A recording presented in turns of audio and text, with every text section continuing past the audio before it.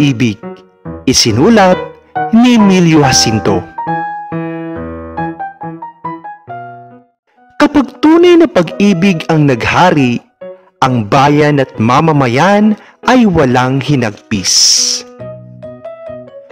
Sa lahat ng damdamin ng puso ng tao ay wala nang mahal at dakila na gaya ng pag-ibig.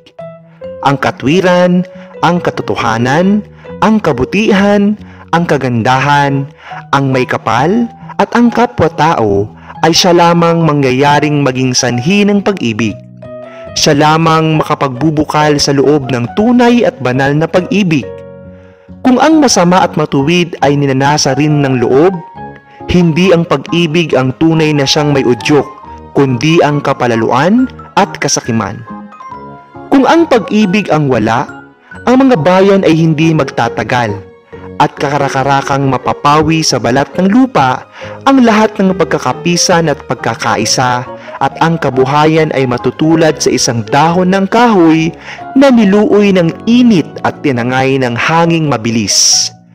Ang tunay na pag-ibig ay walang iba kundi iyong makakaakay sa tao sa mga dakilang gawa, sukdulang ikawala ng buhay, 10 ng kaginhawaan.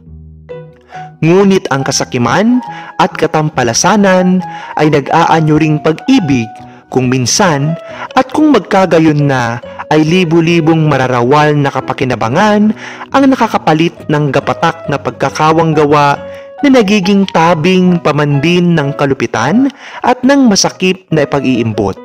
Sa aba ng mga bulag na isip na nanarahuyo sa ganitong pag-ibig.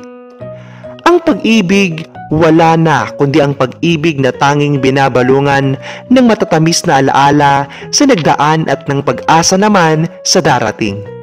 Sa malawak na dagat ng ating mga kahirapan at pagkadusta, ang pag-ibig ay siyang nagiging dahilan lamang kung kaya natin minamahal pa ang buhay. Kung ang magulang ay walang pag-ibig sa anak, sino ang magbabatang mag-iiwi sa mga sanggol? At mabubuhay naman kaya ang mga anak sa sarili lamang nila?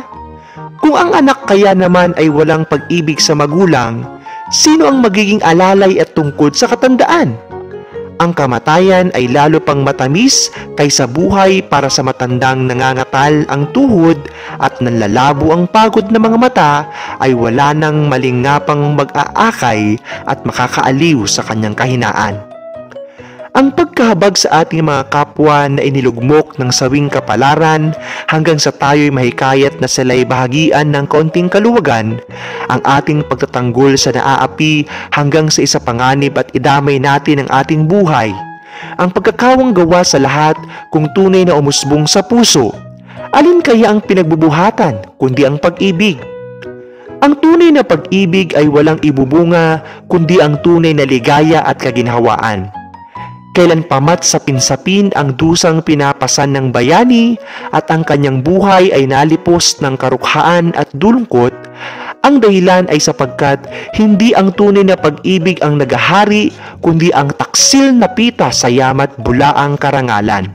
Sa aba ng mga bayang hindi pinamamahayan ng wagas at taimtim na pag-ibig, sa pag-ibig nunukal ang kinakailangang pagdadamayan at pagkakaisang magbibigay ng di maihahapay na lakas na kailangan sa pagsasanggalang ng matuwid.